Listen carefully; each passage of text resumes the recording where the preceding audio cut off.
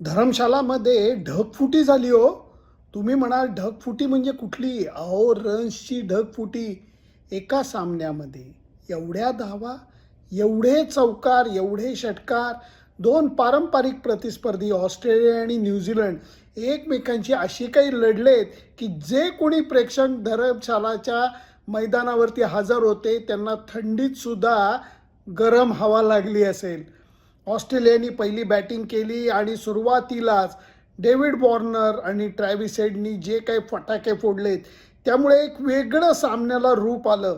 Travis head तर फार super फॉर्ममध्ये होता.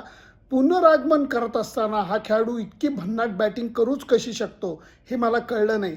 पण न्यूझीलंडच्या बॉलर्सनी सुद्धा बॉलिंग थोडीशी खराब टाकली.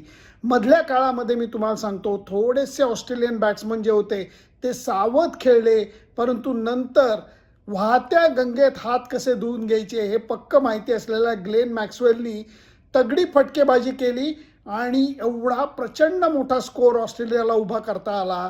राचिन रवींद्रनी पाठलाग करत असताना केलेली बॅटिंग क्या बात आहे. सुपर बॅटिंग त्यांनी केली, शतक झळकावलं. तरीही सामना न्यूझीलंडपासनं लांब होता आणि त्याच्यानंतर न्यूझीलंडनी जी काही परत एकदा उसळी मारली आहे जिमी निशमच्या जोरावरती, त्यांनी फटाका अर्धशतक केलं आणि तरीही प्रयत्न अधुरे पडले कारण न्यूझीलंडनी सामना हा थोडक्यात गमावला.